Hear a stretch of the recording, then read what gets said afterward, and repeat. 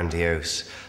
It goes through different movements and almost symphonically goes from Rebel Rebel, which is a kind of last dying kick of the glam rock sound, through Sweet Thing Candidate, which is a tremendous set piece with the best lyrics he's ever written, through other great dramatic pieces like We Are the Dead and Big Brother, where his singing is just out of this world, and ending in a very eerie kind of repeated cry. I think it's one of the great theatrical albums rock has ever seen. Diamond Dogs, though, I think is a very important album. I thought that was the nearest that I've done to a cinematic experience for me. For me, personally, it was my sort of Fritz Lang statement. It was my Metropolis in sort of a sound form. We did the Diamond Dogs tour and took it from New York to Los Angeles. Uh-huh. And I felt that that was enough, really, rather than come back with the same thing. I wanted to give myself an opportunity just to work with the band.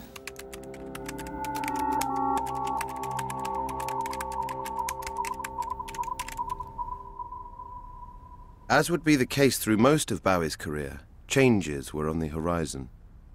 Trouble with his management had made his personal and artistic life somewhat unstable. Conflict, which many say has provoked some of his most interesting work.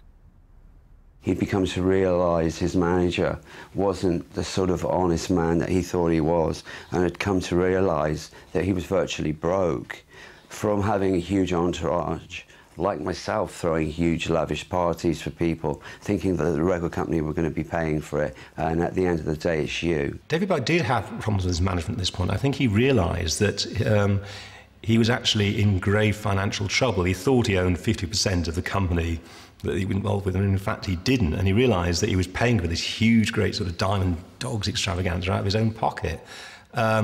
But he had just complete confidence in his own sort of creative powers, in in his sort of selling point. He saw that he was on the threshold of becoming a superstar, and and that spurred him on, really. You're not sure whether you like it or not. It's that kind of feeling. That's what success was like. The first thrust of being totally unknown to being what seemed to be very quickly known. It was very frightening for me, and coping with it was something that I tried to do. He certainly was very unlucky with management and agent deals at this time. He tended to get caught up in lawsuits and court cases as well around this period, which made him very, very depressed, without which we wouldn't have had the Berlin trilogy, perhaps. But maybe there can be something to be said for the argument that conflict breeds creativity, and anger breeds sort of expression. It's a little bit hackneyed, perhaps, but perhaps there was something in it this time, because it's extraordinarily prolific as ever, and always moving on to the next thing. Once he'd done something, felt he'd nailed it, then he was looking for the next thing that he could try out. He's very much a Renaissance man. If you look back at it, Bowie is in some kind of turmoil. I mean, he seems to be in almost perpetual turmoil. He's got a bizarre marriage. It's is he gay, is he straight, is he married to her, is he with someone else? He's got drug problems very clearly. I mean, you have to look at some of the interviews at a time to see quite how much stuff is going up his nose. He's got management trouble. He's kind of flitting between England and America, doesn't quite know where he is or where he lives. Even his accent seems to be changing from South London boy to, the Bronx or something. I mean, he's all over the place. But that seems, for Bowie, to be quite a creative state to be in. That constant state of flux is one that seems to quite suit him. Bowie's next development, however, would emerge from a surprising source. The album David Live, recorded in July 1974 and released in October of the same year, would prove a perfect encapsulation of Bowie's on-stage antics. All right, hey, do you know what that is? David Bowie? Now you can have the live double record set, hot from the sensational Diamond Dog Tour, the rock show that revealed Bowie as the most exciting performer of the era. At last, we have a star, David Live, a new double album from David Bowie, available on RCA Records and Tape. Sometimes you can be that kind of an artist where the audience is so enamored by what you do can do anything. Some people will shout out for, oh, do this one off or do that one. And it does take guts to say, well, I'm doing this, Artists like Prince have done that sort of thing.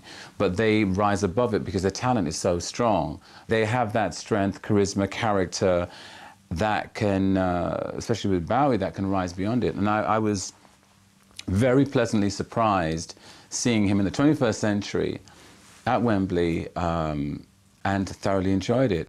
It was a single taken from the live album that showed explicitly where Bowie was heading next. Knock on Wood, a cover version of the Eddie Floyd soul classic, demonstrated perfectly the genre with which Bowie would take on a new fascination.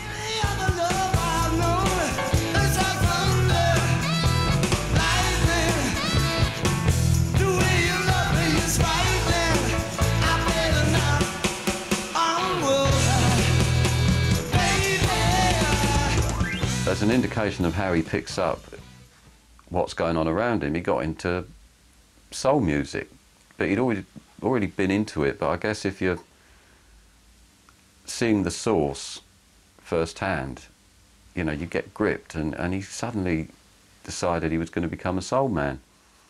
He already had the look, he'd already ditched the Ziggy haircut, and he was going for the quiff.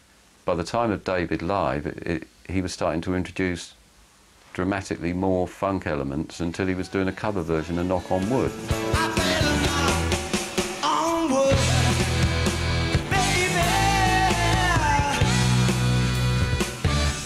I went to that tour, I saw him doing kind of Knock on Wood, which came like a real jolt, a real shock. I think it's a harbinger of what he's about to do. I don't think as a version it's particularly good, because it's too kind of deep soul for him. And he does it, and he does a credible version of it. But I don't think it's as great as what's to come with Young Americans.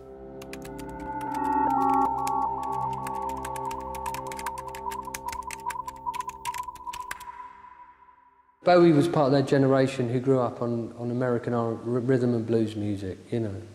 He was part of that generation where everybody wanted to sing like Otis Redding or Percy Sledge or Freddie Scott. The best music in the world in the early 70s was being made, you know, by African Americans, you know, soul people, whether it's like Marvin Gaye, you know, the Philly sound, Stevie Wonder. Like a fool, I wouldn't stay too long. I'm wondering if your love's just strong. Ooh, baby, here I am, signed, sealed, delivered, I'm yours. I, of course, knew Marvin Gaye and Aretha, and I thought they were just phenomenal. And of course, Stevie Wonder, when he started coming up, I thought these people were great geniuses, great voices, great music. And I think they were just, like David, reflecting whatever those times were, you know, coming out of Vietnam or in the middle of it. And it was just a